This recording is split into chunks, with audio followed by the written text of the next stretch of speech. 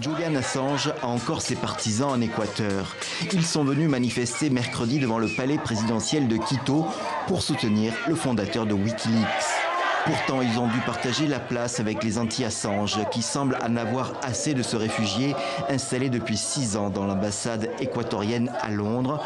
Bolsonaro n'a pas tari d'éloges envers ce juge qui, en envoyant Lula régulièrement en prison, a rendu enfin possible la victoire de Bolsonaro, qui était donné perdant dans tous les sondages au cas où il aurait affronté Lula.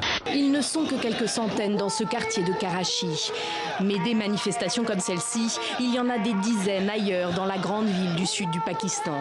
Et d'autres encore dans les 4 coins du pays. Les routes sont bloquées, les écoles, les magasins fermés. Ces islamistes exigent qu'Asia Bibi soit décapitée.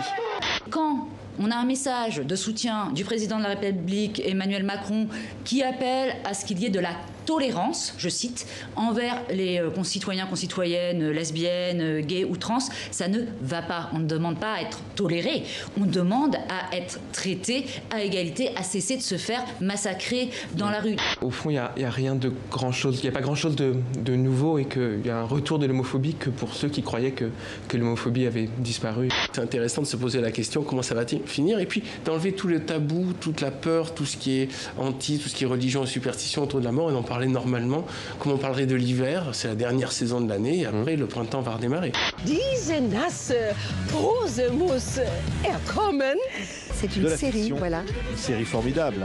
Et surtout qui est produite par Amazon, donc c'est une première. Pour moi, j'y suis allée aussi beaucoup parce qu'il y avait la nouveauté de travailler d'une façon différente, sur un support différent et qui allait se proposer à tellement de gens. Ce n'est pas uniquement le cinéma, mais aussi tout ce qui se fait à côté du cinéma, tout ce qui s'est fait à cause du cinéma, de la télévision, des séries télévisées bien sûr, on montre aussi des vidéoclips, d'autres formes, de la série web, et puis aujourd'hui de plus en plus, tout ce qui crée cette richesse de la culture numérique, de la réalité virtuelle, de la réalité augmentée, toutes ces autres façons en fait de raconter des histoires en images.